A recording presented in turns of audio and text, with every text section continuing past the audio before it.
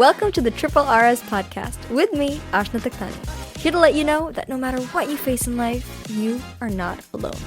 We do this through a safe, judgment-free community where we share relatable stories for relatable students from relatable scenes. Hey everyone, and welcome back to the Triple XRS podcast with me, Ashna Taktani. Today's topic is quite interesting. You might have already seen the title.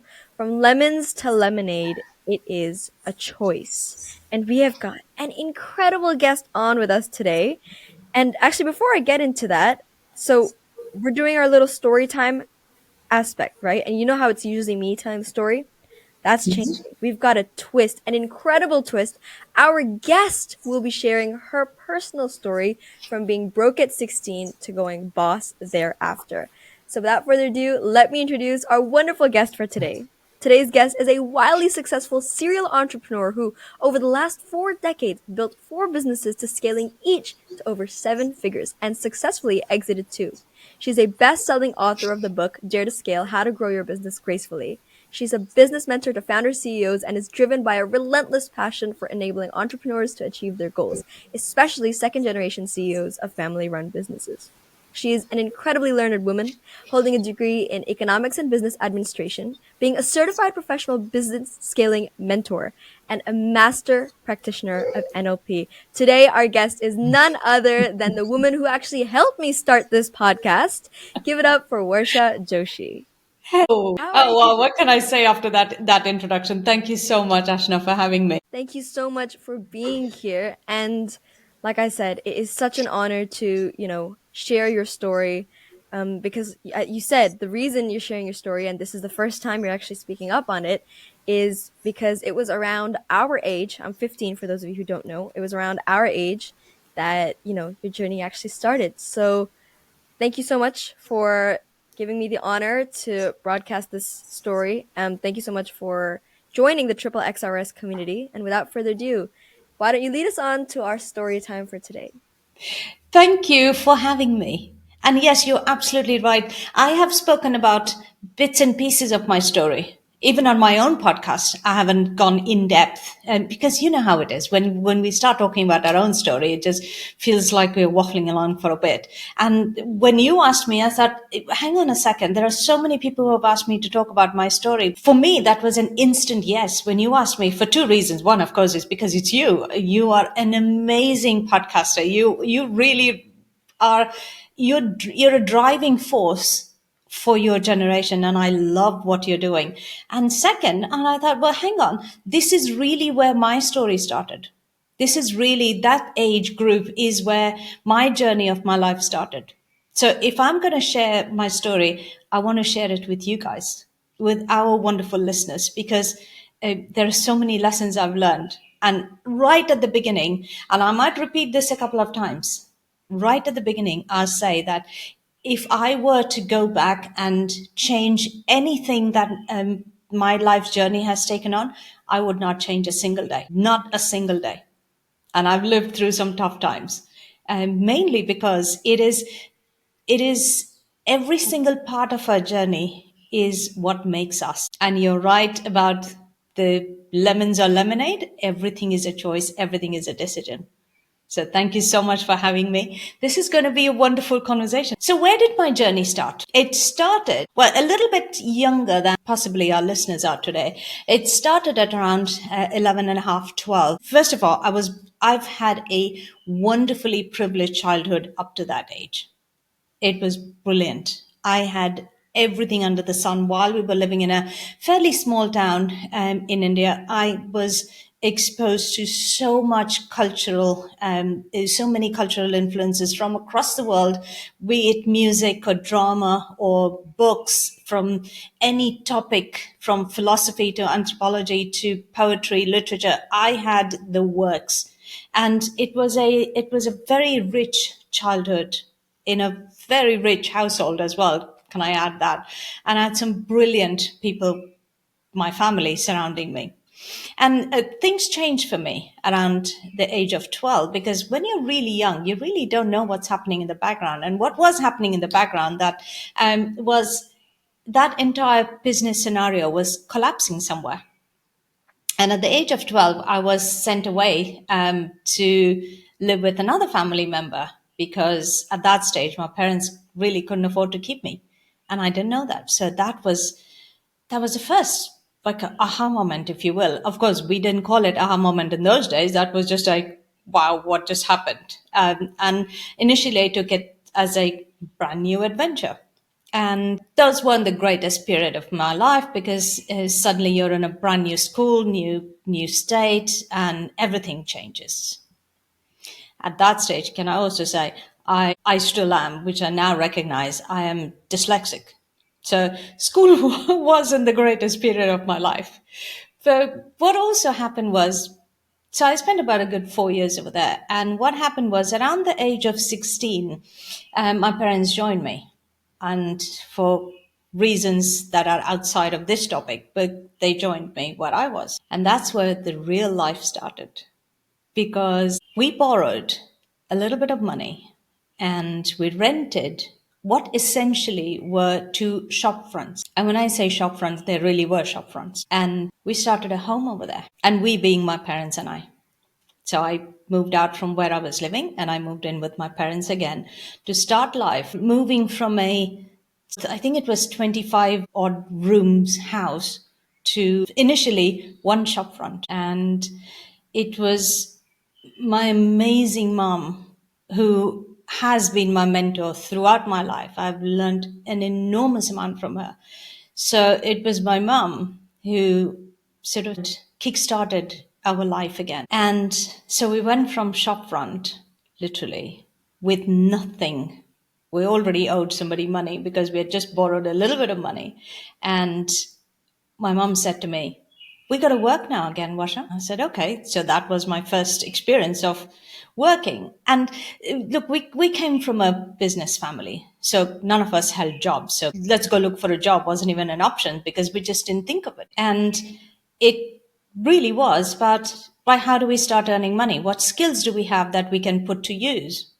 What are some of the things that can easily start generating money? So I had taken a involuntary gap in my last year of school because, again, remember, being dyslexic, I was useless at numbers, really useless, and I couldn't cope with it. So I failed math 2 consecutive times. Can you imagine? But it was such a big deal back then to to fail math or to fail, and it was equivalent to, I think, O levels.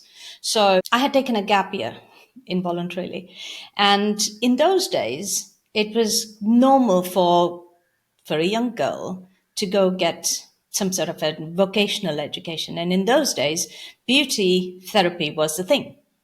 If you're not doing anything, go get yourself a beauty therapy diploma. It wasn't even a formal anything, but just go get some experience. So that's what I was armed with. And my mom looked at me and says, "Should we do it? Because you have newly trained yourself in this. So shall we do it?" And I said, "Okay, let's do it." Having said that, I really was good at that. So we had to borrow some more money and we set up a rudimentary, literally a plastic tablecloth on a dining table and a mirror of bang on it. And about 6 or 7 items on that table. That's how we set up because we rented the next shop front and we set up the salon over there. That salon, I still remember very fondly. And I'll get to why I still remember that is because it still exists. It was called Daffodils. And we just opened doors. And I was primed for, perhaps lack of success over there, only because we weren't sure where this is going to go. And we were told that, well, even doctors open little practices and they wait for about 6 months before somebody walks in. So don't be surprised if nothing happens. And nothing happening was not an option because we had to earn money because we had to eat. It really was that situation. And the reason I say this is because that's how broke we were. Completely, completely broke. And then miraculously, on day one, morning of day one, someone actually walked in and says, "Hey, I just saw your board. This looks like a new setup." And I said, "Yeah." come on in. And I earned my first 5 rupees. This was in August 1986. I earned my first 5 rupees. In those days, it still is really converted to dollars, it's like few cents. But Ashna, those 5 rupees earned that morning was the biggest success. Oh my goodness, was the biggest success because that day it meant my parents and I could eat. It Oh my goodness, I've never spoken about this like this. It's not And I had easy. I said, mean, I've been saying this for a while that if I ever write my book, it'll be called 5 rupees because that's how my life started. Ignore the tears because these are happy tears because I'm able to share this today with you. And we all have situations like these in life. It may not be as drastic as this, or it may be even more drastic. The fact is, what happens in us, in our own mindset, that helps us come out the winner. And the biggest force, again, has been my mom because she is, even today she continues to be, she's in her mid 80s now, and she continues to be one of the most progressive thinking, positive thinking, forward looking entrepreneurial woman I have ever met in my life, ever. And some of the lessons she gave me that day are still going strong. And some of the things she said was, learn everything that you need to know about the field that you're in. This is a choice. Everything is a choice. And everything is a situation because this situation will also pass. Nothing is status quo. The only thing that is in your hands, in your control, is your ability to say, this is a situation. How can I make the best out of this situation? Put a genuine smile on your face and say, bring it on, because the situation is here to teach me a lesson, to give me a lesson, and I'm going to learn everything I can from it. So bring it on. Here I am, willing to learn, dry sponge. So that's how my storefront story started. wow. Oof, it was That was quite a, yeah. It's and I was 16, and it was tremendous. And something else that I want to add over here is, again, those weren't the days when we knew much about how to cope with life or how what is happening in our own lives. Only later, much later, looking back, I realized that I was actually coming out of clinical depression. I was depressed. It was not one of the brightest phases of my life. So going from that to suddenly this was a tough journey. It really was tough. I don't know how I cope with it. I mean, now I can look back shaped and you. say, Yeah, well, I think that helped. But yeah, it was interesting. it is. So where did you go on from there? I mean, it's not easy, right? It's But not. you said that it turned into something incredible. So would you like to just It describe did. how that was? Of course, it did. And again, see, everything is a choice. Because when I took that on, and with my mom by my side, we were a phenomenal team, absolutely phenomenal. And as soon as that first client walked in, we knew we had a winner on our hands. And I thought, okay, let's keep growing. Would you believe? Literally, I think within 4 months' time, we also realized that there's a gap in the market, that there aren't too many really good training schools, beauty training institutes. So, in a very small way, I thought, well, I'm not going to, at this stage, go into the whole depth of the field, but I am going to start a very small institute to teach people on how to get the basics right, because that was what was missing. So around November, late November, we started a little training institute. And but mind you, these were registered businesses, proper registered businesses. So in about 4 months, there was enough that was coming through. Oh, and also, can I just say, I was also a trained aerobic instructor. Those were the 80s. Aerobics were big. So yes, I was a trained aerobic instructor. I was taking classes, 3 classes a day, I would wake up at 5:30, 6 to 7, 7 to 8, and then one in the evening, 7 to 8 after the salon closed. So I had a full on day. I was working hard. I worked hard, and there is no escaping that. It was tough. It was hard work. But what also happened was this was a fairly touristy town that we were in. And around January of 87, we were asked by one of the only two five-star hotels in that little town that their salon is sitting empty and would we like to come in and run? And I thought, well, okay. I was scared. I had no idea. And I thought, what? I don't even know where to begin. And my mom looked at me and says, should we do it? And of course, and the choice is in our hands. And we said, yeah, okay, let's do it. Because, and today we of course know the famous quote by Richard Branson, which says, say yes and find out how to do it after that. But that's exactly how my mom mentored me. Said, say yes, because the minute you say yes, we begin thinking differently. We begin thinking with complete clarity to say, now I have said yes, what is the best way to make it happen, as opposed to, and I've realized I can't do it, so I'm just going to say no. Saying no is easy. Saying yes and making it happen, while it is one of the toughest things to do, it is one of the most rewarding journeys that you can ever embark on. So we said yes, and we ran that salon for 1 year because we took the contract for 1 year, and very soon realized that that was too small a town, and we chose to move to a larger city. It was a state capital, and we moved to a larger city. And from then on, for 10 years, there was no looking back. There was no looking back at all. I was churning over six figures every month. Yes, I know. It was nonstop. The salon went on to become one of the best known names. We had people traveling from across the state just to visit the salon. They would take day trips to say, well, it's my salon day. Of course, I have to go there. Of course, Daffodils is the only place to go there. From high court magistrates to ministers' spouses to just you name it. It was one of the best run salons in town. And my institute continued. Along the way, what a Indian mom, Indian culture, education doesn't stop. So I continued that too. Externally, my mom said, well, you got to continue studying. There's no such thing as giving up studies because remember, I'd failed my 10 standard or O levels. But I went on to finish that.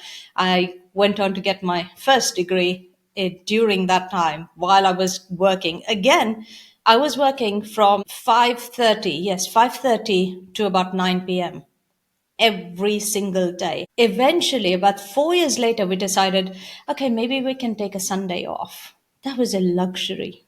Like, wow, I get a Sunday off? What do I do with this? But in the meantime, what I also did was I traveled to another state capital and traveled to Mumbai. And because that was a time when Sidesco, which is a Swiss organization which certified beauty therapy, beauty therapists, aestheticians. So they were bringing their first training program and examination center to India. So I said, well, I'm going to have to be there now, can't I? I have to be there in the first batch. And I did it. I would travel up and down for 6 months. I would travel back and forth. I would leave on Friday night to my training program on Saturday, Sunday, travel back on Sunday night and be at the salon at 5:30 a.m. on Monday morning. That was my routine for 6 months. And I eventually sat the exam and I passed with flying colors, of course. And then I brought down that training institute license into my own training institute. And I became the only one in the entire Southern India to train for that certification. So growth was everywhere. Ashna, it all depends also on knowing that we all have the power of bringing success into our lives. And it doesn't matter whether it is success in business, it is success in your personal life, in your social life. The fact is, knowing that you have it in you is the first step towards saying, this is only a situation and I got this. I got this. And that's But that how the salon kept growing. Oh, over to you. You were saying. was saying, you said obviously the first step is knowing and having that faith in you, right? But Yeah, do you not think that's easier said than done? I mean, even in the situation that you were in, right? Where you were in that shop front, you already owed somebody money. yeah, Even then, it's like, despite the fact that it looks like, you have no choice, you have to work, yeah, right? Was there no self doubt creeping in? I mean, obviously, you've got the external yeah, voices saying, "Oh no, you can't do it." Even you said, right? People were like, "Oh, even doctors open practices, but it yeah, takes almost months before anything happens," yeah. right? So you not only have to struggle with the voices from outside, but also your self doubt. Did you ever have a moment where you were like, "What am I doing? Like, is this gonna work?" And if you did that, did you have any backup plan, or what was your mindset like? You see, interestingly, you're the first person who ever asked this, and it's the first time it occurred to me that we didn't have a backup plan. That was plan A, plan B, and plan Z. That was it. And I'll go back to answering your question. Was there self doubt? No, there wasn't self doubt. Not because there wasn't self doubt, but because there was an overwhelming feeling of unable to cope with what is happening, and why am I now having to wake up at 5:30, and why I don't want to do this. I just want to be a teenager. I didn't have a teenager life, you see, what most of us take for granted today. And I thought, well, I don't want to do this. Why am I waking up this early? I can't do it. It was not knowing how to cope with that was so overwhelming that I wasn't even in the self-doubt space. That never even once entered your That mind? never entered my mind, no. Because interestingly, that never entered my mind because the field that we chose to practice in was something that I was really good at. So I didn't have self-doubt about will I be able to deliver. I knew I'll be able to deliver. It was just why am I being called to deliver this? Why? There was no question to a why. And at that stage there was no asking why because it was just required. So we just stood up and did it. It was Yeah. quite tough on me too. I was literally barely 16. So, no, it wasn't a case of self doubt. It was more a case of, I just don't want to do it. I don't want to do it. Why am I waking up at 5:30 every single day? I went from going to school, failing at school, learning a new skill to bam, from 1 minute to the next. That was the end of my teenage and childhood years. I was preparing to work and face the world. Would I change that for anything? Absolutely not. Because I think it made you into the person you are Yes, today. That yes, warrior mindset that you have. yes. You don't give up on. Resilience, it brings up a tremendous amount of resilience in you. And suddenly you begin to, as we progress through the years, we begin to realize how much resilience we all have in us. It's a matter of recognizing it for ourselves and saying, oh, that's what resilience is.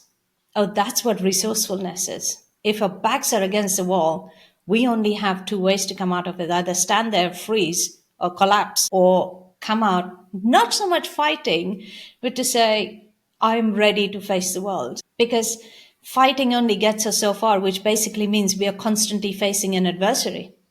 And yet it's not, it's a situation. And life is all about negotiation. And negotiation doesn't mean somebody has to fail or somebody has to lose. Negotiation really means an exchange, a matter of give and take. And it doesn't necessarily have to be with another human being or another party. It really is with the situation that you're in. You say, okay, if that's what's required of me, what do I have to give to gain a little bit? So that's how I've always looked at life, and that's some of the biggest things that came through that journey. To say, well, okay, I think I can. If I've gone through that, I can cope with. I think I can cope with life. And can I tell you, by the time those 10 years, 11 years actually went through, we really went from shop front to scaling. That was probably the first time scaling even began to make sense for me. What it took to scale a business. Of course, we didn't term it like that because scaling is just a new thing that's suddenly hitting people's brains in the last couple of decades. But in those days, it was just what do you do to grow your business?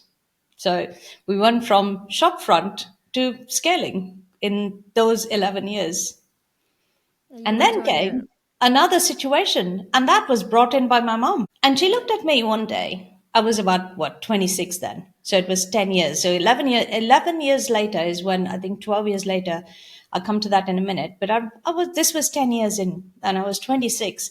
And my mom said to me, "Hey, Warsha, sit down here for a minute." I said, okay, what's up? So she says, "You have really become a person who is now going to struggle to fit in with the then accepted Indian cultural model of, well, you now got to get married, and now you got to set up a house, and it has to be possibly an arranged marriage." And she looked at me and says, because already she could see it on my face, the shock horror of what. Says, "Yeah, I know. That's why I asked you to sit down." And says, "You are really not going to fit in very well in this cultural model." I said, "No, absolutely not." Because the level of independence that comes with having set up and started and run a very successful two businesses at that stage, because there were two separate entities, two businesses at that stage, and getting to a stage in a large state capital where you would park a car and people would know, "Oh, Washa's here," from your number plate. You really gained celebrity status at that stage. And I had bought my own apartment. I had a wonderful three-bedroom flat, and it was a wonderful time of my life. So it brings in an enormous amount of independence, an enormous amount of a different way of looking at life. So my mom recognized that, and she also was recognizing that this is not going to work. And so she says to me, so far you've done everything to settle us as a family. Together, the three of us, my dad, mom, and I, we did this to settle us as a family. So she looked at me and says, "Now I'm going to give you another side of life. Choose a city, choose a plane, get on it, and go now, start your life all over again, and this time for yourself." I thought, okay, don't know where this is going, but tell me more. She says, "Choose a city and leave. Leave and go. Go explore the world. Go see what else is there on offer. Make your own life over there. Because the more you stay here, the more she knew I was going to be more and more disillusioned." And I won't even say whether it was right or wrong or whatever, that was her perception. And I had come to trust my mom's intuition and her forethought and her way of thinking 10 steps ahead and already seeing what might happen. So I chose Dubai because somebody was looking to set up a salon, and it was a 3-month thing. And in 1996, I got on a plane and I came to Dubai, and I never left. It was 27 years ago. And started my life all over again. I knew nobody. I had nothing because I chose not to bring anything to support me, because otherwise it would have defeated the purpose.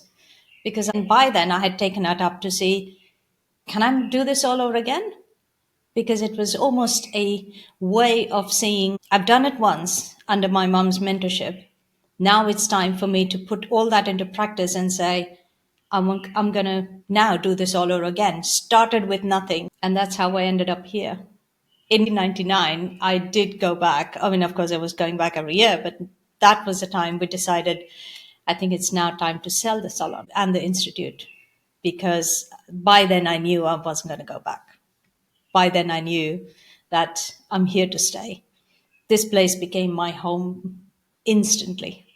I knew. Thank God Thank it God it did did. too. I love Yeah. this place. This place was full of opportunities. It still is. So around 99, mid 1999, I went back, and because there were already buyers, people knew that, okay, so Warsha's out and there is a full on staff that was looking after everything. It was a business that was beautifully running by itself. And there were buyers already, and we sold both the businesses. And yeah, made a lot of money then. It was That's fabulous. incredible. That That's is a incredible. brilliant, brilliant 11 years of my life that, yeah, we went from shop front to scaling. Yeah, and that's amazing. Speaking of, actually, so we said that your mom was your mentor, and you said that Yeah. she's a forward thinker, an Yes. optimist at heart, and I think those are the qualities that she's obviously instilled in you, and we She can did. see that, right? And that helps to bring in that resilience, which not only comes from having lived through those situations, but like you said, from maturing, from seeing more of the world. Now, Yeah. I've got a question, right? You Hmm. went straight from lemons to lemonade. Yes. When it comes to choice, because you said everything is a choice, right? Yeah. If I were to offer someone lemons or lemonade, whether that be metaphorically or literally as well, I think it's understood that everybody would pick the lemonade. Yeah. So why is it? What do you think? Because you've seen a lot of the world, right? So what do you think it is in people's mindsets that they want the lemonade, but the vast majority end up settling for lemons? They end up putting in effort that will bring them lemons and not lemonade. What do you think it is in their mindset? See, I wonder, this is a question that has two or three different areas or two or three different perspectives of looking at it. Okay. So you say lemons and lemonades. I see choosing lemon as a great opportunity to grow because you can make something out of that. Not just sit there looking at lemons and saying, well, these are sour fruits and I don't know what to do with them. This is where the resourcefulness, the resilience comes through and say, right, I've got lemons in my hand. What can I do with that? This is an opportunity. So Whereas it's if I'm perspective. given the lemonade, I'm thinking now is all that's left is to either drink it or sell it. Okay, I can do both, but where's the challenge in that? Even then, I mean, you're looking at challenges. I mean, look at you. Yeah, So at the end of the day, it's a matter of perspective because it if I is. see it, right, or the way I framed the question at least, it is that lemonade is good, lemons bad. But you can't always fit things into categories. You know, it's not always black and white. And so you're No. right. It always comes down to perspective. And I think that's what people lose a lot. You're Yeah. right. There's a different type of excitement that comes when you're given lemons Yes. and you have the freedom to create whatever it is that you want. Absolutely. If you're the artist, the painter, you can put those few lemons in different lights and make paintings and sell those paintings. You don't actually have to do anything with the lemons. That's how I see those lemons. You could And either do even, that. You could yeah, write about lemons. You could write about the properties of lemons. You can. Today we live in a world where even those couple of lemons handed over to us can be an amazing opportunity of making something out of that. It doesn't always just have to be lemonade. that is So beautiful. yes, it is a matter of choice. It's a decision. How we cope or how we look at a situation is a decision. And it's easy to say that, yeah, I know, you said this earlier, it's easier said than done. And yes, it is easy to say the decision is mine. And even there, we have a choice to say, there's a fork in the road. I can take that, which may look like a tough path. Both are tough and both are easy. So do I take the Perspective. fork on the left or do I take the path on the right? The choice is yours. It is But about, what if, yeah, go on. I was gonna say, right? The choice is ours. Completely. I 100% agree, right? But what if sometimes we don't always look at it that way? There's this thing, victim mentality, right? And I was just Yes. thinking, in your story, you could have just you could have just picked to say that, okay, this is what it is. I'm broke now. This is how I'm going to live my life, the rest of my life. Right now, obviously, we see it as, oh, but you didn't have a choice. You had to put food on the table. Yes, Yeah. but you did not necessarily have to grow it into becoming a seven-figure No. company, right? You didn't have to do that. You could have just No. done the bare minimum, getting maybe a Yeah. few rupees every day just for Yeah. the bare minimum, Yeah. right? So it's that victim mentality. You could have said, "Oh, I'm a victim to this situation," right? Yeah. But you didn't. You had a warrior mindset, and you've had to use that warrior mindset a lot in your Yeah. life, especially. And you said you wanted to touch upon this. You are Yes. a survivor. Would you like to Yes. elaborate on that? I would totally like to elaborate on that. I've been very vocal about this for a very long time now. Yes, I am. I am a three times cancer survivor. That's the ball look. Also, by the way, just saying, this ball look is now by choice because I love this look and I think, well, do you know what? It raises curiosity, it raises questions, and it's an opportunity for me to say, hey, that's also okay. It's about how we see ourselves is how the world sees us. And you So look quite great with it too. It's very thank it you. suits you, Thank you very much. fashionista. That's very kind. But yes, it is. You're right about the warrior mindset, and we can call it whatever.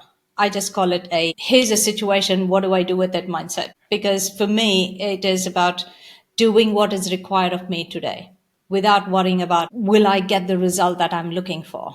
In many ways, of course, you got to plan ahead and know where you're going and know what is the overall outcome. The way I look at this is for me, now this is going to be a little tough to put into words because this is how I've looked at life always. And there were so many people who asked me about this. Well, you should talk about this. And I thought, well, what's there to talk about? Because there is no other way for me to look at life. And that is, for me, the outcome is already predetermined in my head.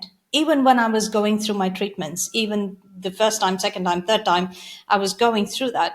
The outcome was always, I'm going to come out of it. This is only a temporary situation. This is a phase. There is no two ways about this. Don't get me wrong, there were some dark days when you're in the depth of your treatment, and the dark days really are because you just physically, emotionally, you are so completely drained. And yet, there was no question in my head that this is a temporary thing, this is a situation. And that's why I chose to call it a situation. Everything is a situation in life. And the minute we call it something else, we are placing our judgment on it, the world's judgment on it, and then making it something that it possibly is not for you. So I chose to look at this as a situation because we are all humans and we know how to deal with situations. So that's possibly my way of terming it as what comes across as a warrior mindset. And everything is a situation. This is that Zen balance in life. There is all our wins and all our great times are also situations. The ability to look at it like that and know that nothing is permanent in life. So have enough resilience, have enough strength, have enough courage in yourself to say, if everything changes tomorrow, I can stand on my own 2 feet and make it happen all over again. That's lesson number 2 that I got from my mom.